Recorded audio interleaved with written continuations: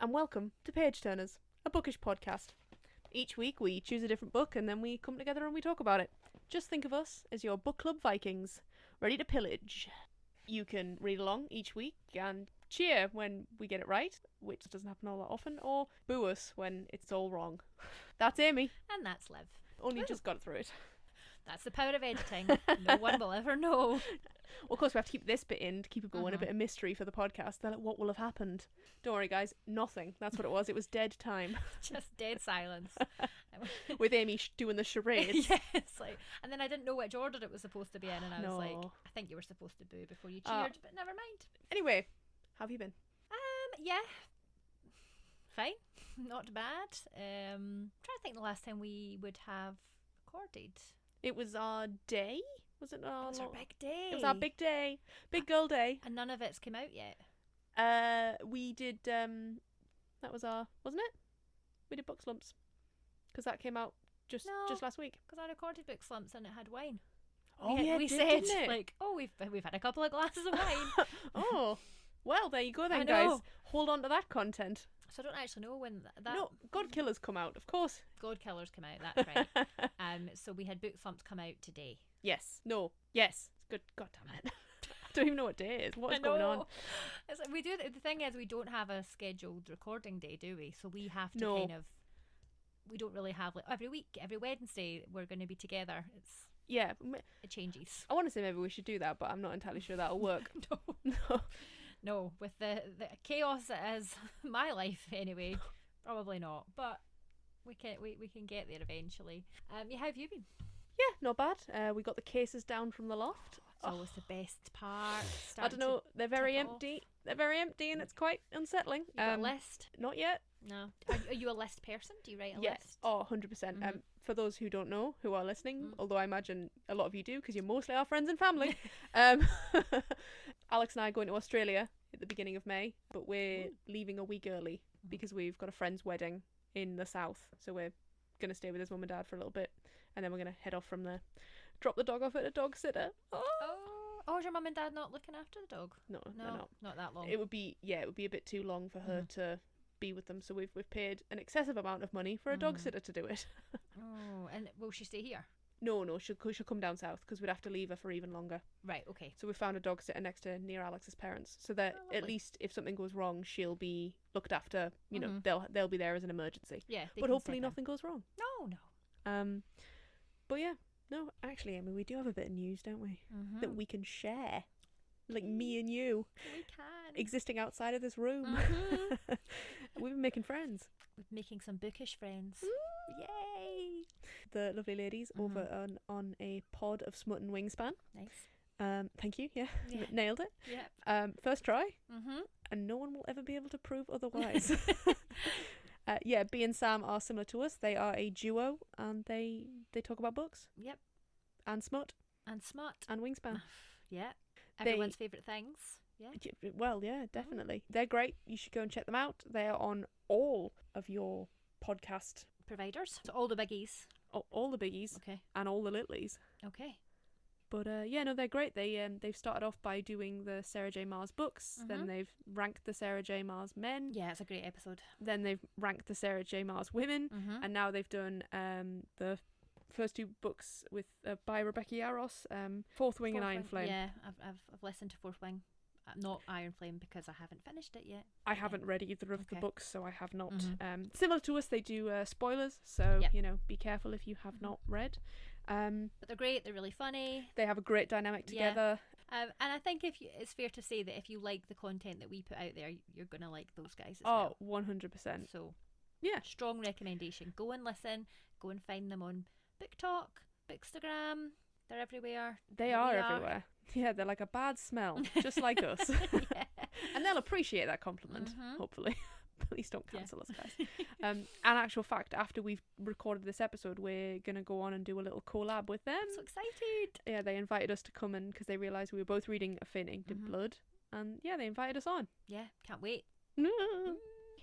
What are you currently reading? I've just finished. Yes. Woohoo! The Frost Queen's Blade Oh. by Meg Smitherman. And number one fans will know that has popped up a couple of times on the podcast and on our social media. It must feel good to get it off the bedside I table. would like as much praise as possible for that for that achievement. Proud of you. Proud Thank of you. you. Getting rid of that TBR. Yep.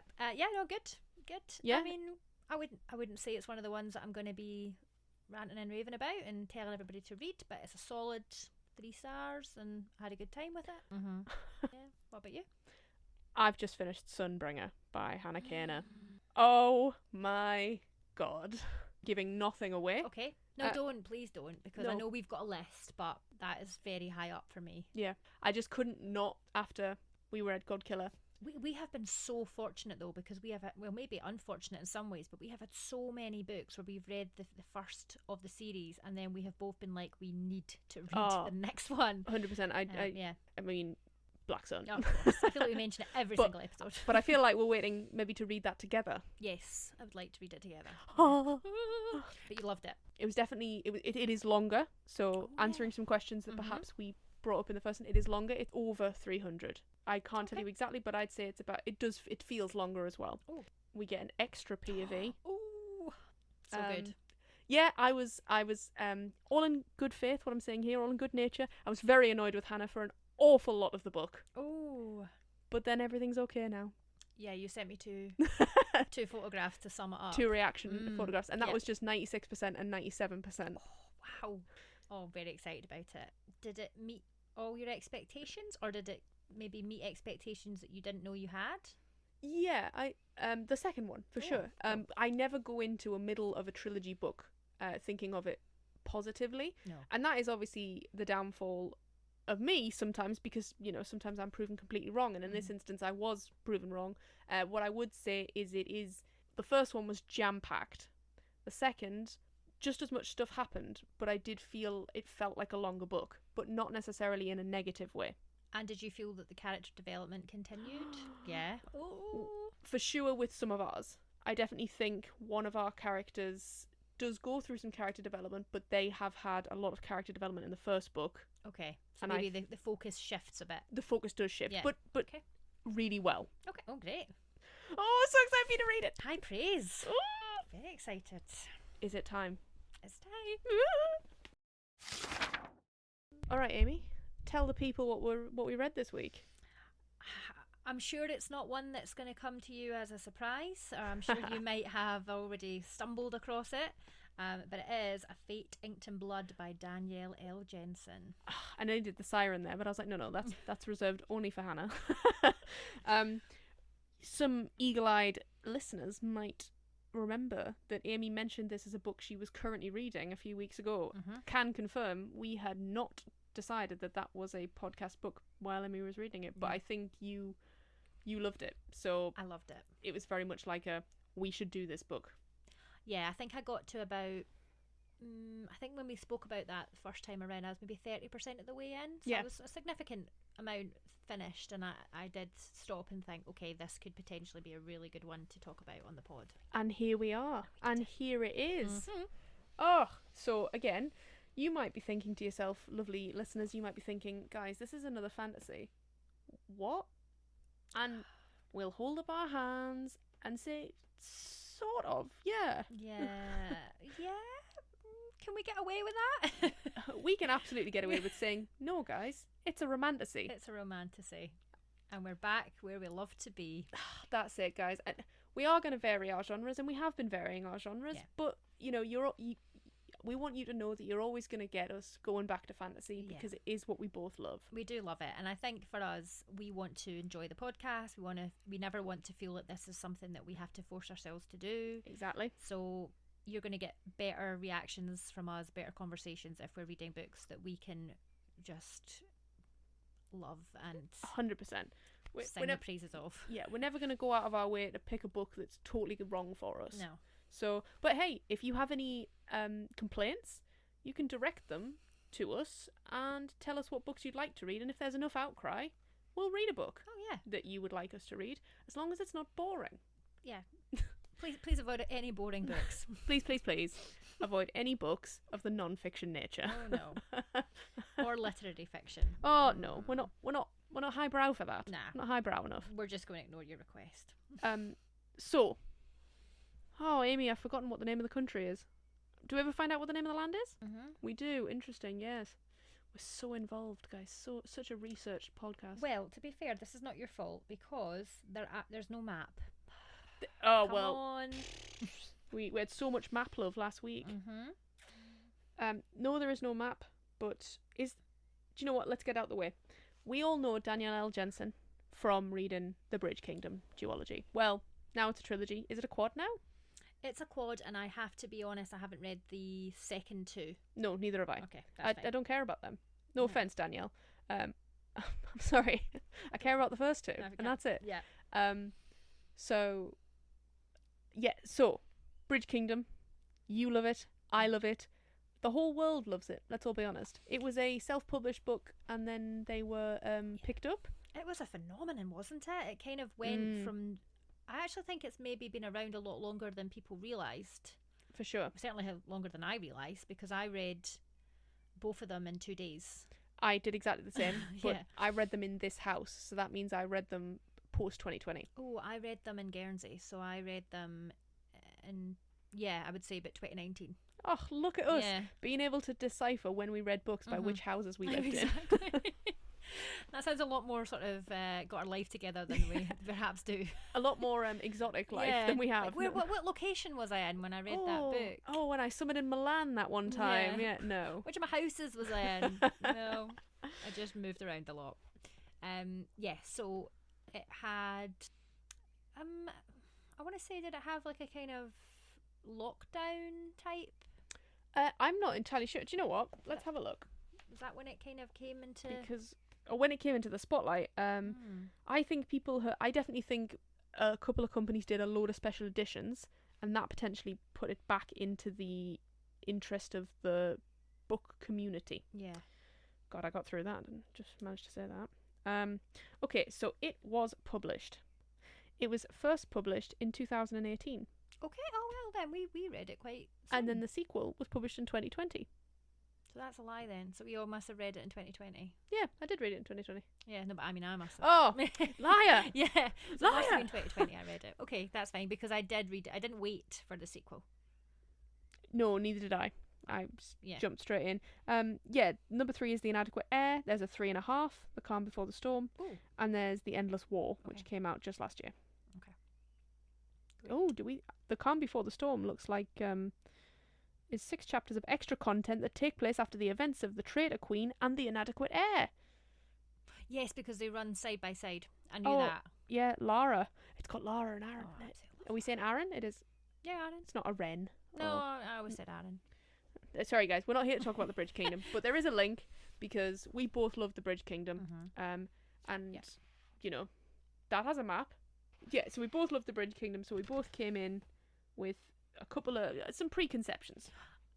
Yes, I definitely had high expectations for this one. Always, sometimes a death sentence for a book, sometimes. But anyway, plot and setting. We don't know the name of the country, so someone will just have to shout at us for it. But we are deep and entrenched in a Viking Norse culture. Oh yes. We've got fjords. We've got Jarls. We've got Jarls. Yep. We've got Bjorns and we've got Freyas. What more Viking do you need? What more? We've got J's that you pronounce as Y's. We've got it all. We've got Y's that you pronounce as J's. It's fun for all. And I love a Viking. You love a Viking. Who doesn't love a Viking? So, I mean, we were on to a good start right away.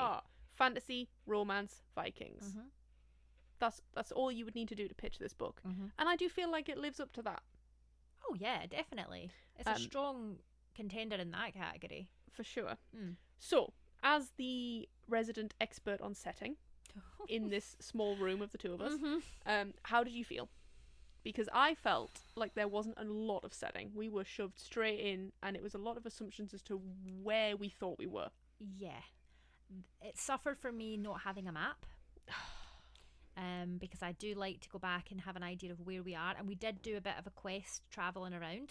We went to different places. What I will say in her defence there is at least the starting point for me was a little vague, but when they were moving on, I did feel at least that was named, and I felt like the journey was there. Yeah, and some of it was very clear in my head. So when we went through the mountains, Yes, the mountain. yeah, that was, yeah, I could picture that. That was all good. I wasn't out of it, and I felt like the timeline was quite strong. But yeah, there wasn't much variety in location. I didn't feel like any location stood out more than another. Okay. Do you think perhaps we will gain more in the next book, because we're already on water? Yes. At the end of the first book, we are we're heading travelling. off to a far land, Yep. or probably the same country, just a bit further down. yeah. Because we went to a location where you could go and you could basically pay your respects to the gods. And Yes, sacrifice and They everything. had to travel through the mountain. Yeah, when we got there, I didn't get it. I didn't get immersed in that Right. that part of the story. They also weren't there for a very long time, to be No. fair. I was expecting them to be there for longer. Me too, and I was looking forward to them getting there. Like it was Okay. like, oh, this sounds And it really interacting built with this other, up. I'm going to say tribes. I Mhm. doubt that's the word. But yeah, no, I did feel like we went there and then we had to go back. Yeah, It was a bit quick, but yeah. But that was it was not a bad thing. It just felt like sometimes I was a bit unsure about where we were, and nothing felt. It wasn't too easy to differentiate between where I was. Okay. For me. Fair. Mhm. Fair. Okay, so we meet Freya. We meet Freya. She is just a fish lush. wife. A fishwife, yeah.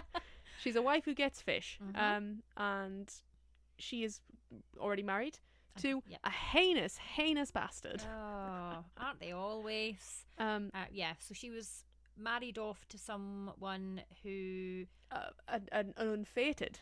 yes, We learn. with a very. I mean, we have lots of different gods Yep. again, and we also had the idea that gods have given gifts. Yes, giving gifts to their children. Yeah. Well, to the children of two separate parents, but their blood has to be there on conception. Yeah, the gods get involved in the. The gods- the fun times. I'm not sure if they get involved every time, but it definitely seemed as if they got involved a few They times. got involved a couple of times. But yeah, his power was that he could basically manipulate sea life, and it would jump out of the water. Yeah, it was a bit lame. Like, if you're gonna Thank you. based on, and I'm sure it's done on purpose, Mhm. because he's a bit of a prick. So Yeah. I'm sure Danielle had great joy in giving him a terrible fucking power. Yeah, and I think people probably quite enjoyed the idea of winding out Freya's sort of, I guess, frame of reference, because she thought he was extremely powerful, didn't she? And he was like, oh, Yeah. he's got this ability by the gods, and you're like, yeah, but it's Yeah. pulling fish out of the sea. Yeah, exactly. and then but at the same time, it's a little confusing, her sort of like, oh, because she is who she is. And she knows who she is. Yeah, exactly. It doesn't come as a surprise to her. No. But I don't know. What did you think of the start of it? It was very different to anything I've read before, because we get introduced to the male main character within a couple of pages. So Yeah. they meet very, very early on. I really enjoyed it. I Mhm. felt like there was not a lot of preamble. No, we were in. We were in there, and straight away within the first two chapters, she's been, well, not bought and sold, but she's She's off. killed her husband, which was just such a wonderful, vengeful scene. I wasn't aware it was coming. I thought she would potentially bargain with the Jarl to Mhm. ensure that he wouldn't marry Irene, Yes, her brother's her brother's intended. yeah. She's basically blackmailed to go and join this Jarl because Mhm. he finds out she has a special power. Mhm. And she's a kingmaker, Yes. essentially. Yeah. And this Jarl Snorri, Mhm. wants to be, hilarious name, Mhm. wants to be king of all the Jarls. Yes. um, The main man, he does, and he wants to use Freya to do it. There's a prophecy, yes. Mhm. So the end of the first chapter, because I took one note at the end of the first chapter where they've had their little banter and he's just thrown a fish at him, and I really enjoyed the banter, but we can talk more about that later. Yep. And she says something like, I don't know, oh, the Jarl or something, and he goes, something like that. And I put in the note, well, it's obvs him. I mean, I am wrong, of course. It's his son. He's his son. But I felt like that was basically like a glaring... I think that's such a classic romantic trope, is mistaken identity, especially for the female main character towards the male main character. Well, she kind of flips the script in this one, and we'll go into more detail on that when we get to character. But Danielle has done that already in the Bridge Kingdom, that there's Yes, an element she of betrayal, has. but it's the female main character that's working against the male. So, yeah. Sorry for those laughing, for me laughing there. I was waggling my tongue at Amy, being like, she has. La, la, la, la, la, la. That will not be seen by the light. I didn't even see it by through your anyone. little microphone. Well, I showed it to you just there. You did. I've seen it now, Yeah. so don't worry. I haven't missed out on it. Yeah, so she obviously, that's a plot device that she enjoys using, and the angst is and we enjoy reading. second to none. Yeah, for sure. Let's talk about the angst. Okay. Because we get an awful lot of tension all the way through the book.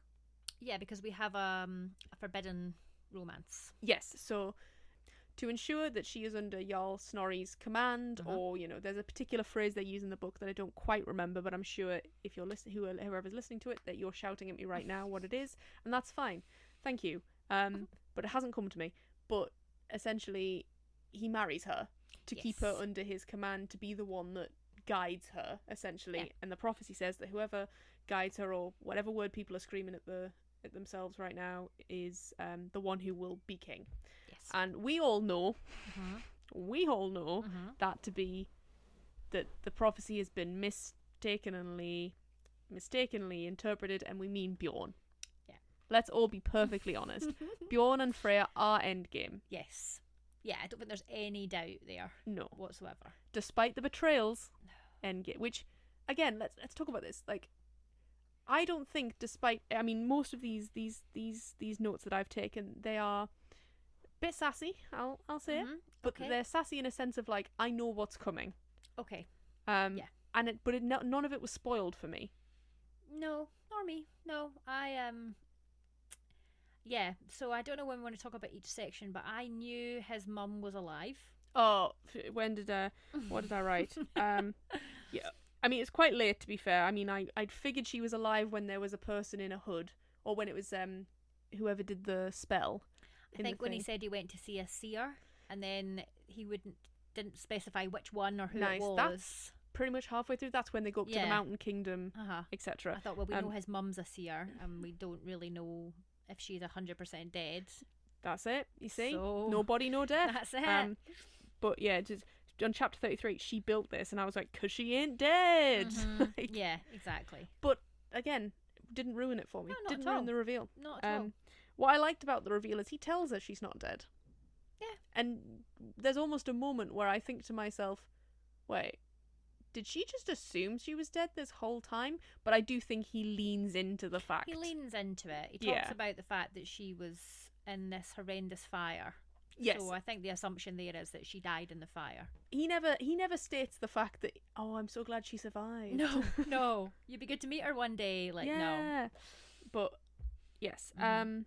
So we get a whole bunch of gods. We get that, let's just, sorry guys, again, spoilers. Was meant to put that at the beginning. Once again, 20 minutes in, maybe even longer than that. Of course, Freya would be extra special and have two gods as her patrons. Of course. As her patrons. Yes. When it said that she was of two bloods, is that what they said? Yeah. And I thought, it's not mortal and divine, it's two gods. Of course, so it's Hel. Yeah. Oh, yeah. Which was the big reveal, of course. What was the first one? What do we call her? Helen? Why are they both exactly the same sounding? I don't know. Anyway, one is a shield maiden. Yeah. She is the shield maiden. That's who she embodies. That's all great and everything. And the other one, who is warring in her mind, telling her to be evil, is Hel. And if those of you aren't up on your Norse mythology, oh, that's a tongue twister. You could, if you've watched the Marvel films, Cate Blanchett is Hel in Thor Ragnarok. Okay. That is who she plays. So that gives you a quick characterization of she's seen as evil. Yeah, and the manifestation of her power is that she can basically, and I mean Freya, can basically banish people to hell. Yeah, she can fun. curse them, right? And then they get dragged under with roots. It gave me real drag me to hell vibes, the film. I was like, oh, weird. Yeah. But I loved it. But let's talk a bit more about the forbidden romance. Okay. And how it was engineered to have them keep meeting. Or to keep, it was so wonderfully done with, oh, Snorri, his father, thinks that oh look, Bjorn's got to look after her, so they've got to spend an indiscriminate amount of time together. He has to be by her side the whole time. Forced proximity, we love it. We love a forced proximity. Mhm. We love a forbidden romance. Yep. We love enemies to lovers. Yep. Do we think this embodied a real enemies to lovers? No. She liked him from the beginning. Oh yeah, she talked right away about how gorgeous he was coming at the water, didn't she? So she didn't really hate him that much. And to be fair, he never really did anything to be hated. No, he's just a bit of a smarmy prick. Yeah, he was a bit cocky. But we she love clearly it. loves him for Yeah. it. Yeah. Oh yeah. Mhm. But yeah, so we're talking maybe reluctant allies to lovers. I'd say so. We didn't get the hate or the real sort of that No. you get with enemies to lovers. No, I'd say we even got friendship, didn't we? For sure. And then Yeah. so it was like, as you say, reluctant allies to sort of Friends friends to lovers. Yeah. And I normally am not a huge fan of friends to lovers. Me neither. I have yet to find a really good friends to lovers. And I do it like this, good, because I mean I want something with a bit of oomph. Friends to lovers is always a bit twee. It's a bit twee and it lacks that passion Yes. that enemies to lovers tends to come with, because it's the hatred then turns to love. That and thin lust line. And we didn't really have that here. But saying that, I enjoyed the forbidden romance element of it. Yeah. It was a little bit frustrating because there was a lot of opportunities where she could tell him that she wasn't actually, like, you know, they had never consummated the marriage because... Yeah, I don't understand why. I mean, not necessarily why you wouldn't share that the first thing, but he sees her come out when that first attack after Jarl Snorri and his current wife, Ylva, or his first wife, Ylva, are like, I can't watch you have sex with another woman. Thank God, because I don't think our Freya would have wanted that. And she's happily jumping on. She's like, no, I'll bind myself to you. The worst thing for me is it's like Cruel Prince or Queen of Nothing all over again. It's that wording that if you'd just taken a minute, Freya, to have a think about it, when it says blood of my blood or something, or like you cannot tell this to anyone other than who's with the blood or something. Exactly. So which means you can tell him. Yeah, it's like blood. Think about it, Freya. Oh, God. And even at the time, I was like, oh, well, she can tell beyond this then. And she's going to tell beyond this, but no, she's not. No, because I thought it was quite a clever way around it. I thought, okay, we get the oath, if you like, but They she's can going to plot be able together. to... Yeah, she can stalk to him, she can fade in him. Nope, she didn't even pick that up. Yeah. Come on, Freya. And look, does she have other things probably on her mind? Yeah, fair enough. Yeah. Yeah, fair. What age was she? Was she 20? She's 2021, I Okay, think. Fair. So she's still fairly young then. Yeah, not really, really young, but old enough that, you know, she's had a bit of experience, but, you know, maybe we could give her a break because we are literally a decade older than her. Yeah. This fictional woman that we are judging for her actions. Let's quickly talk about the end before we move on to character. How obvious was it? The twist. Yeah, it's pretty obvious, wasn't it? Guys, you hear me say, oh, how obvious is this? How obvious is that? We always say, we just read a lot of books. We consume a lot of this genre. I actually was going to say, I think it's quite unfair sometimes to benchmark a book using, and I don't mean, oh, we can see everything coming, but if you read a lot of the same genre, you find that a lot of the same plot devices prop up again and again and again. Yeah. So you expect that there's going to be a bit of betrayal, or there's going to be a false identity or something like that. There's something he's not telling her. Yeah. And even if that wasn't the trope of the whole genre, it would be obvious there's something that he's not telling her because he's cagey as fuck. He's cagey, and he also was in this with King Harold, I think it is, for 2 years. I think it might have been longer than that. And they had a good relationship. He never at any point talks about it being like a traumatic time in his life. Yeah, also, there is not one point in the book where King Harold has a red flag. I know, the whole time. Even at the end when he turns up and he like puts his hair behind his ear when they come out the cave after they've had sex, and he's just like, hey, and I'm like, this guy's fine. So funny. So my last two notes in it was when she said that when they start before they have sex, but not close enough. And I've just written, after sex comes the betrayal. Oh, always. Gotta have sex first. You need that release. The audience, the readers need that release. That needs to happen before we then get the betrayal. Yes. And then it's, I found myself face to face with King Harold of Norderland. Yeah. And I've just, in block caps, there it is. Exactly. There we go. And And is he going to be surprised by this? Is Bjorn going to be shocked that he's arrived? Probs not. I wonder though, he definitely had the intention to take her away. Yeah, he did. And she doesn't believe it. Again, that's very typical, isn't it? Of Yeah. like, even when he's trying to say, no, really, honestly, I was going to betray you, but I changed my mind because I do love you. Or even if I was going to do this thing, it doesn't change the fact that I love you. Yeah, and she's like, no, it does.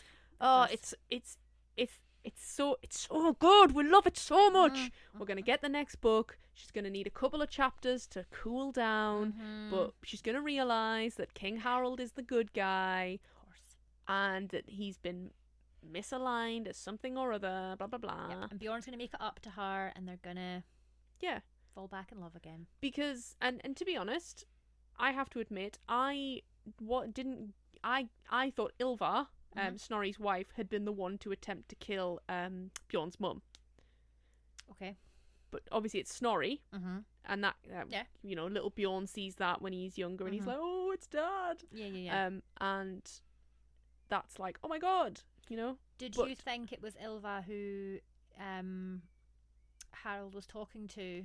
To a point, yes, but then I realised it was probably too easy. Yeah, too obvious. Too obvious a thing. I wondered, because I have read some books where the plot is really obvious to everyone but the person it needs to be obvious to. So like Snorri, and it would be a story. I was hoping it wasn't going to be a story of her having to convince him that this was going on, and Ylva's there almost like, no one's going to see this on the podcast, but Ylva going behind Snorri's back, like, pulling faces, and then he turns back and she's like perfectly, oh, what's she talking about? It's crazy. You love me.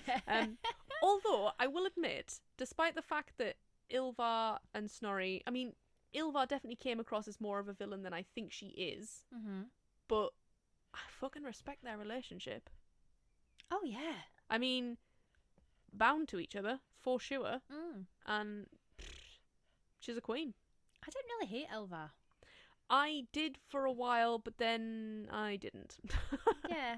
How lame was that? No, I know what you mean. Like, obviously at the beginning you're supposed to, because she's supposed to be this horrible, like, she's very ambitious and she's driving him to be awful for selfish reasons. But actually you start to realise, no, she's a powerful female character. That she is. Speaking of character, should we start with our leading lady? Freya. How did you feel that she was as a fierce shield maiden? Yeah. Now. Oh. I just want to say, first of all, as a disclaimer, that Danielle has written one of my all-time favourite female main characters, Lara. Okay. Valiant. I freaking love her. So I was expecting, maybe unfairly, a very similar character, and I think she had potential. Okay. And she had very similar traits, but she was softer, and she was maybe a bit more, in fact, no, not so much realistic, because Lara has a completely different background in that she was trained to be an assassin. Okay. Whereas that was never what Freya expected her life to be like. Even although she knew she had this power, I don't think she really thought about how best to yield it, what to do with it. I don't think she thought that she was going to be part of a bigger sort of... Well, her dad tells her to keep it hidden, right? Exactly. So I suppose she represses that part of herself for quite a while. So, yeah, I think she definitely grew into it. And I loved the battle scenes when she was like, yes, like she was fired up and she was going for it. I am so glad that we got the scene where they attack the stronghold. Yes. They attack the other Jarl's stronghold. Because until that scene, I was like, are you kidding me? She has had half an hour's training, or she has been on a pier, and Bjorn has kicked her into... She's kicked Bjorn into the thing, he's pulled her in, and then she's done a bit of boozing around with the other female warriors, and I was like, are you kidding me? I know. But then actually I think I was convinced, because I see that the magic plays a much bigger role rather than actual sword fighting ability. And I will say that Danielle does put in, she does know how to fight, she fights her brothers, she did have an initial type of training when she was younger, and that's what she wanted to be. Yeah. But do you think there could have been a bit more of that at the start? Yes, but knowing that hell's inside of her and almost pushing her on through sheer force of will really did save that for me. Yeah, because she almost becomes possessed. Her eyes go red, and she's like So driven by cool. this like bloodlust and rage. So Yeah, so cool. Everyone's always like, "Oh, I'm so terrified." I'd rather just been there, being like, "Yeah." no, like they fear you. I'm like, do they, or do they just think that you are the coolest person ever? Because I would be going up column B. Yeah, I'll follow you into battle. Let's go. As long as I don't have to do any of the fighting. Oh no, I'll just sit there. I'll be. What is it? Is it a scald? A scald? Oh, what, one of the like sort of servants? No, the person that like sings and goes around and like the bard. Yeah, I love that. Oh, I thought you meant one of the No. the servants, and I was like, well, look, Well, let's reach a bit higher. yeah. There's a middle ground. Don't sell yourself short, Amy. You could be way more than an indentured slave. Yeah, I'd like to be the bard. That would be a cool job. I know that we. Of course, we didn't even discuss that she's part of the betrayal, but I didn't really like her, so I don't really care. I don't really care, and I kind of expected that we weren't supposed to like her anyway, because I thought there's an element of betrayal coming in here with her sure, too, especially with the red laces. Oh yeah, when she sees the I was like, oh, someone's had those on, or they're going to. Yeah, it was such a weird. Anyway, sorry, that's plot. Yeah, anyway. We're moving on. What do you think of Freya? I loved her. Great. I was very convinced. I see what you're saying, though.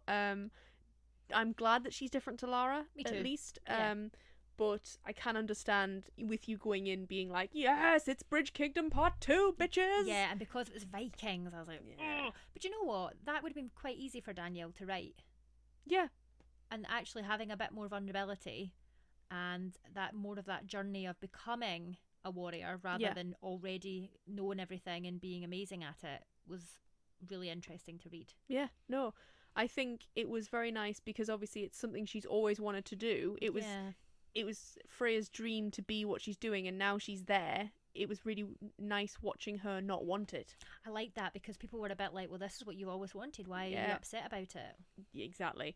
And before we move on to Bjorn, I do think we should talk about her shithole of a family. Oh, every single one of them was shit. And even if...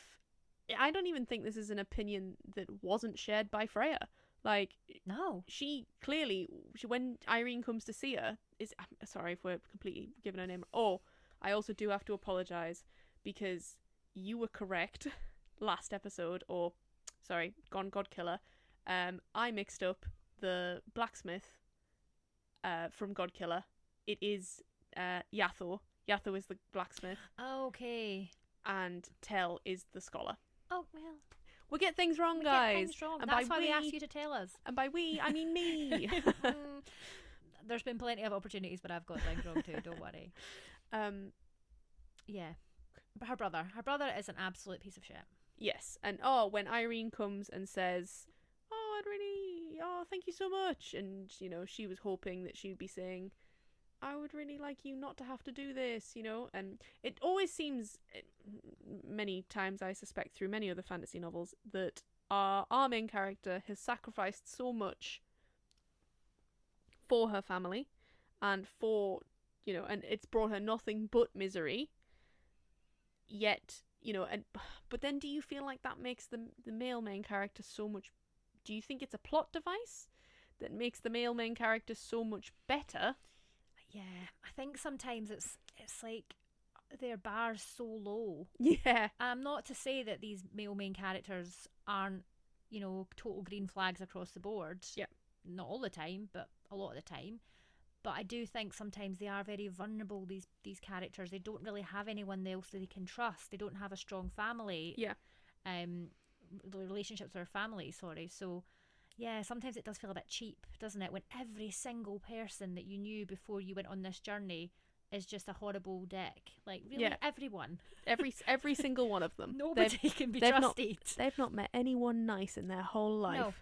No. No, it does mean that their standards are low. When she went to meet her mum, like when she went to visit her mum, I was like, what, her mum is also going to betray her? Really? That was it. At first I was like, oh my god, she's quite nice. Okay. And she's explaining to her why, and everything. But then her mum straight away sells her out. I know. To that to one of Harold's Yeah, but cronies. I love it when is it Skade? Oh yeah, when she just turns around Yeah. and you think she's getting, then she kills her. Yeah, she's like, what is it she says? I can't remember, but it's like spineless bitch or something. And I'm like, oh. Yeah, to sell your daughter. Yeah, Yeah. so cool. And Freya's there being like, no. I know. Come on, Freya. And Yeah. she runs over there and like almost sacrifices being discovered. And Oh. you're like, no, don't do it. But then yeah. it's a weird one because I do think this leans into the theory that Bjorn was going to take her away because he stops her from going. And if they were on the same side 100%, he wouldn't have needed to. Yeah, fair enough. But Speaking of which, Bjorn, our So- leading man. how because I got a little hot under the collar thinking about Bjorn. I can't lie. Yeah, big time. In terms of where he ranks on the fantasy man love list, that's a horrible way to say that. I think he could be, you know, he just I haven't got a lot of his personality. I was just going to say, the book is a first person POV, which Yes. I personally love. And if you've watched our TikToks, you'll know that because I chose it over third at one Yep. point. One of our many filters. Oh, one of the many. Yeah, so that the thing with that though is if it's not a dual narrative, Yeah. then the other character suffers, and I think he suffered a bit because I didn't get much of his personality. I want his internal monologue. I Yeah. want the angst of not being near her. I want that, and I hope we get that in book 2. Yeah, but he was hot. Yes. Oh, yeah. Yes. Ticked a lot of boxes. There was a lot of scenes that I was like, yep, tick, tick, tick, tick, tick. Done and done. From the off, he is already talking about, you know, female pleasure Oh, yeah. as like the standard. And we obviously get the female pleasure scene. We have to get it, and we do get it. And we do get it, and it's I great. mean, it's fantastic. Yeah, did you feel that he was supportive of her? Did you feel that he let her kind of blossom into her warrior persona? What was your thoughts with that? Again, when you said supportive, I was like, well, we did just talk about the low standards, so anything would have been. Yeah. If anything, Jarl Snorri is supportive of her, based on the rest of her family. Exactly. I think he is an interesting one in that he doesn't push her to be something. He kind of wants her to almost not be. He almost wants to be like domesticated, doesn't he? Because there's a scene where he's talking about, I can picture you eating food that I have hunted and pregnant with my child and keeping our homestead. And you're like, oh, okay, all right. Do you think that is a green or a red, or maybe it's an orange flag? It's something in between. It's not necessarily. It could go either way depending on what her thoughts are, right? Like if Yeah. she wants to have that kind of domestic bliss, then go for it. 100%, because we are nothing if not. You can do whatever you want, Whatever girlies. you want to do. Yeah, That's it. But if not, and it sounds like she does want to fight, and she doesn't want to abandon everybody and have them all die for her. Yeah. Then red flag, right? I mean, I suppose, does it become red flag later when she's like, I'm gonna sacrifice myself, and then he's like, whoa. I mean, is it a red flag if he stops her from killing herself?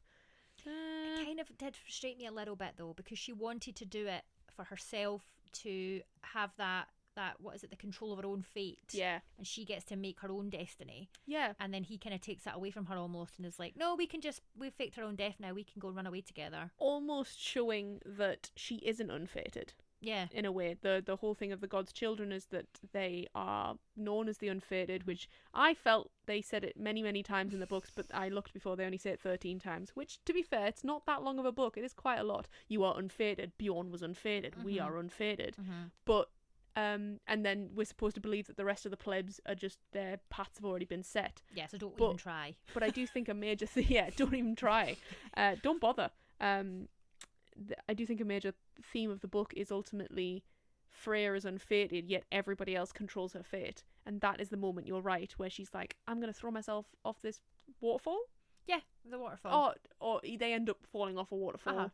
Or does she just want to jump into the fjord? I can't remember. She just wants to. I think she's going to throw herself off something, but then they both end up going down the waterfall. I don't know. For me, I got it, and I don't know if you're supposed to be cheering him on and thinking, "Oh wow, what a sacrifice he's made! He saved her."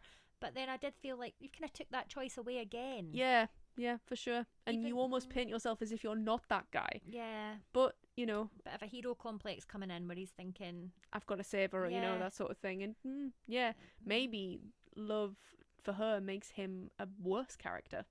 Yeah, yeah. Whoa, or will deep. be. Oh, thank you. Mic drop. Hashtag deep, guys. I can't drop the mic because it's suspended on an arm No. from my windowsill. Quick, brief overview. Supportive characters. I really don't think. Well, the only two I liked are dead. Oh. The female Jarl. Oh. I saw such a potential for a really great sort of sister figure. Yeah, she almost saw her as like a mum, didn't she? She said that like it felt like she had a motherly figure because obviously her mum was clearly very selfish and I assume absent from her life. Didn't really have that kind of motherly bond. Yeah, for sure. Mother-daughter bond. And then she dies. Yep. And kind of because of what Freya does. I mean, I know she didn't mean to do it. Oh, look at you. Oh, no. Good job she's not here, isn't it? And you I can say it know. to her face. She would cut me in half. Or she'd cry. Oh, she would cry. She's one of two, isn't she? She's raging with bloodlust or she's weeping. Yeah. Aren't we all? We contain multitudes of just those two things. Yeah. Yeah. And I also really liked the healer, who is dead when they get back to the... Is it because she's called Liv? Oh my god, she was called Liv! Yes! I was like, I don't remember her name there. Yeah. Oh, look at the spike on that. I'm so sorry to everyone's ears. But it's funny because we had a conversation last time talking about that you Olivia the Pig! Yeah, so now you have a really cool character. I do now, although unfortunately young me really needed it back then. Yeah. Old me doesn't need it so much now. No. But maybe it'll heal my inner child. Maybe. Liv No will. longer Olivia the Pig, now Olivia the Dead Healer. Mm-hmm. I know, Or dead. Liv the Dead Healer. I didn't realise she was dead. Like, you said that they brought her out, and then it must have been the next part of the sentence, and I was like, oh no, she's dead. Yeah. So, okay. maybe, can she heal herself? No. She's gone. So dead. Super dead. She's gone. Yep, tough. Anyone else? Any other supporting characters that you feel were notable? I think we're going to get more of Snorri and Ilvar's son, Leif. He's going to come into his own. Clearly Bjorn has abandoned the Skylanders for Norderland. What was quite interesting is that she doesn't really have a female friend or a friend of any kind, but typically in these stories there's a female friend. For sure. And then we see, and I know the similar thing happened in the Bridge Kingdom, a second romance. Yes, we see one coming. Pairing. Not necessarily going to be a male-female romance, but there is a romance at all I can see coming. I don't know any other character that she's close to that might get their moment in the sun in the next book. I mean, maybe we'll find someone in Norderland. Hopefully. God, I hope it's gay. I love it when it's gay. I know you do, and we all do. Yeah. Maybe. It's strange to me. I was waiting for it. I thought, who's she going to meet that she's going to find that connection with? Maybe it's going to be somebody in Norderland. Mm-hmm. I think I don't know if you haven't had any confirmation of this, but it's going to be a duology. I hope. I think that's her. I can't see it being more than a duology. Format. Yeah. I feel like we've done a lot of ground work in this book, unless we're going to get a whole book with King Harold, and we're going to find out because we've talked about this. They're doing a night court, right? Yes. Oh yeah. Norderlander seems evil. Mm-hmm. Now we're going to find out that actually they're not, and it's the Skylanders who are, not necessarily evil, but in the wrong. Yeah. And then maybe the third book is the confrontation. So maybe it is a trilogy. I actually don't know. I don't know. And if it is a trilogy, it makes sense why we haven't seen different character relationships rather than just romantic. Because at the moment, we haven't really got any other strong pairings. No, I don't think, or any other strong characters, really. No. Like you said, she doesn't really have any other friends. Her only other friend is Bjorn, which maybe is doubly painful for her, and hence why she's maybe going to land on her betrayal, being like, nah. Yeah, but we might get Bjorn's POV in the next one. That would be very nice. So we might get a bit more of information about him, which would be delightful. Appreciated. Speaking of Bjorn's P, and I know this is a cheap shot. I saw your eyebrows raised, and I was like, she's got some kind of segue. There's something she wants to say. And boy, did I. Yeah, the sex. The language, the thing that we were being built up to. We don't normally, it's quite nice to get a little scene of some sort of pleasure before the big one. I enjoyed those scenes more. Yeah? I liked the scene where they were trying to pretend. Like disguise Oh, themselves as, so as hot. lovers in the trees, so that Yeah, and she says to him, you need to make this convincing, and Oh! he's basically arse out, she's all boobs out. Boobs are out. He was growling, of course. Obviously, they always are. They always growl and they always smell like pine, and he smelled like pine as well. Well, then he fits right in. He does. He fits the gang. And then we had the other really hot scene, I thought, when Is that in the sort of when they're sleeping in the before kind of she camp and defrosts? everybody's around her. Is that while she's like while she defrosts? Yeah, she's she's a bit of chicken she you've taken fell in out the fjord. freezer. Yes, you're right. That was hot. Yes, and interestingly, I don't think anyone seemed to mind because they were all obviously aware that it was happening, right? I mean, her mother figure, Rip to the goat, the female Jarl. Yeah, she's like, looks at her. You're warming up now. Yeah, she does say that, doesn't she? Yeah. Yes, love that. See, that's why kill her off, Danielle. I She know. brings nothing but comic relief. I know. I didn't think she would. I really didn't think she would.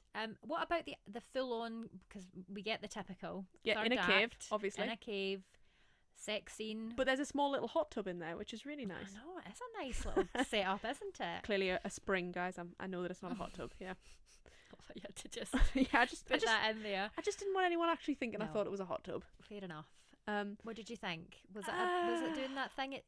Did you skip it? I felt like I was reading it and I was like, I bet you'll have skipped some of this. I didn't skip it. I just sort of was just a bit like Having sex again. Yeah, it's what they lost me when they put her on a rock that was shaped like a chaise lounge.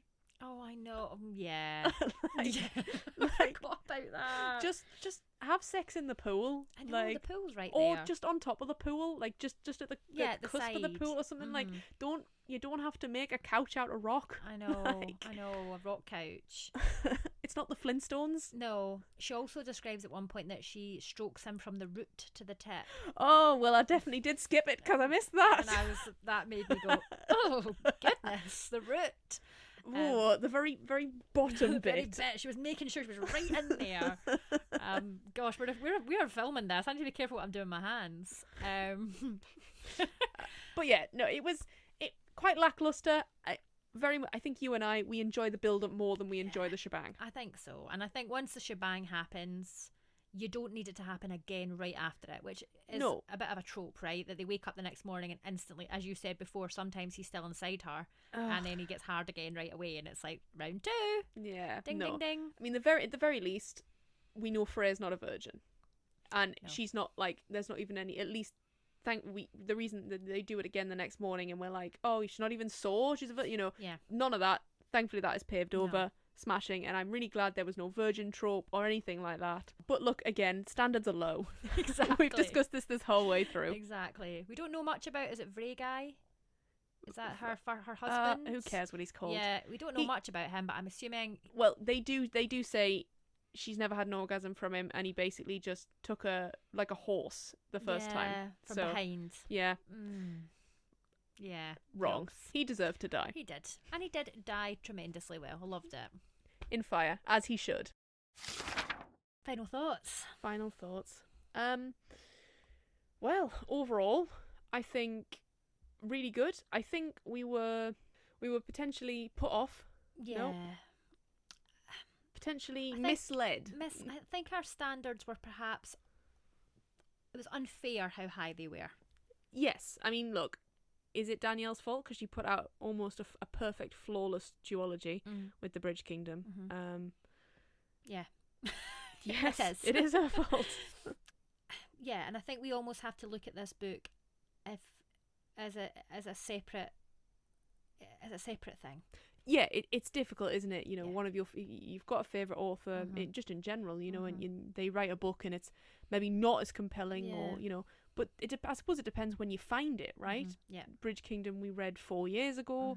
Was it in a moment that we read it, we really needed that book, or we just hadn't consumed as much of the genre as we have now, and maybe it doesn't seem as magical.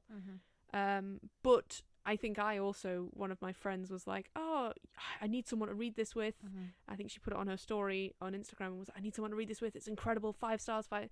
And not that it's Rachel's fault. She is allowed to have an incredible opinion. She's allowed to have whatever opinion she wants. But I think then I expected more from it again. Yeah, that's fair. I think that is fair. I think the more we've had a conversation about the book, the more that I have. I'm not disappointed by it, but Yeah. I think it has. As we've been discussing it, I don't think I would have spoke about the Bridge Kingdom in the same way. Right, I yeah. think I'd be a bit more like, oh my god, this bit and that bit and this Yeah. character and that character and remember this. And I think we spoke about it before, that there's something that doesn't get quite to that same standard for us. Right, yeah. But it's not the writing. No, I mean, God, no. No. No way. Danielle crafts an incredible story. Yeah. It's not the characterization for me.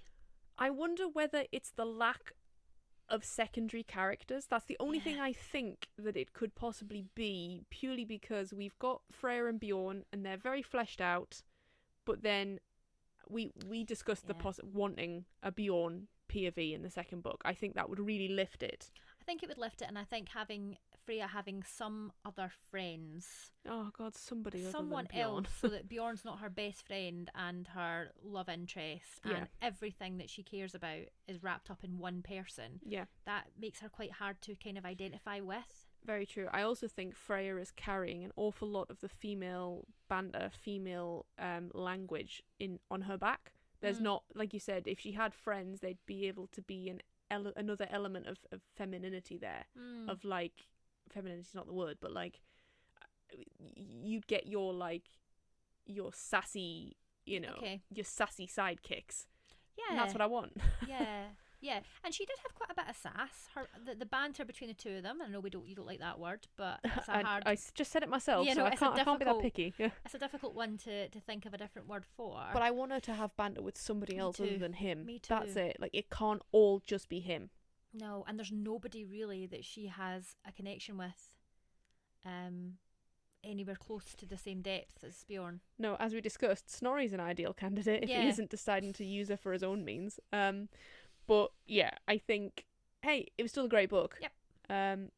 But I'm looking forward to the second one. We're gonna buy it. We're gonna read it. There's nothing wrong with it, and I think we've spoken about this before, because that was sort of your view with Divine Rivals. You assumed that whilst you did not like Divine Rivals, you thought that as the two would be stronger together as an entire story. Yes. I think this is probably going to be the case for this one. I think you're right, especially now that we know what her second god power is. Yes. We know that we're travelling to another land. Place. Yeah. We know that there's maybe a sense of who we thought the good guys were aren't necessarily the good guys. Yeah. So I think there's a lot more to come, and it would be interesting to talk about the book again once the second one's been For out sure. and we've read it. Yeah, and take it as a whole rather than a singular. Yeah. But yeah, would you recommend it to a friend? Yes, I would, because she's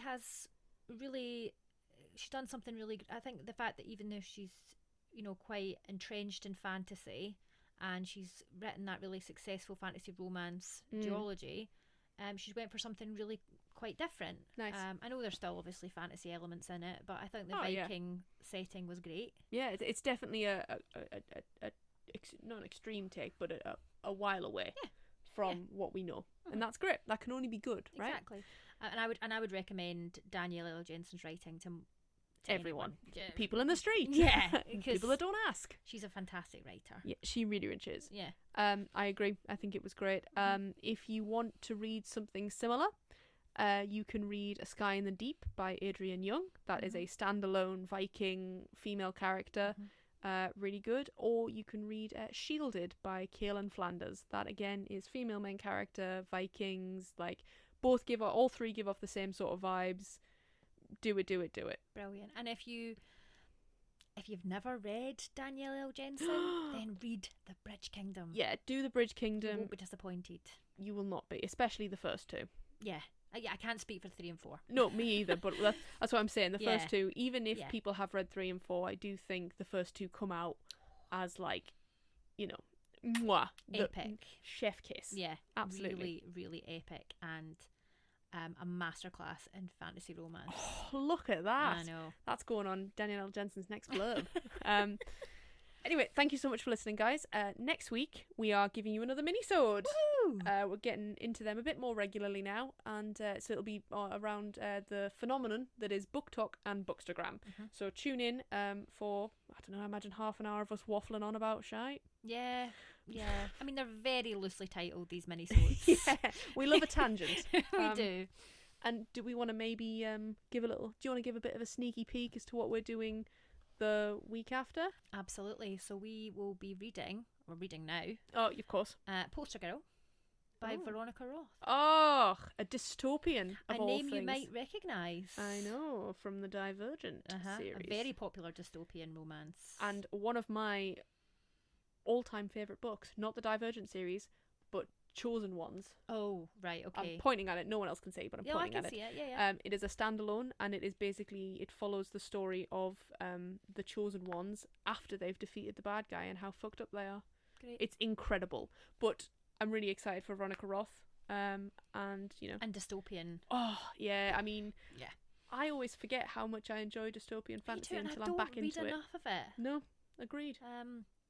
Anyway, let's leave our We thoughts. will be. Yeah, So we will be. Yeah, we'll see if you. you want to, be our bookish friends, then please read it before. You've got plenty of time now. We've given you lots of notice. 2 weeks, guys, more than enough, and it is not a long More than book. we get. Yeah, so true.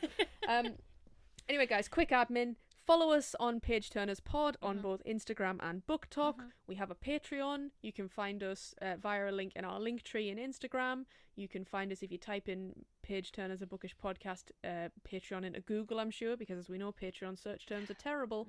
And yeah, come and say hello. It's just the two of us.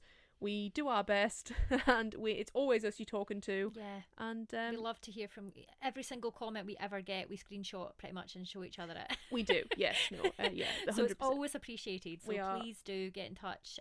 Even send us an email. Oh, yes, at podcastpageturners@gmail.com. Yeah. Yes! Nailed it. See you later, guys. Happy reading. Bye.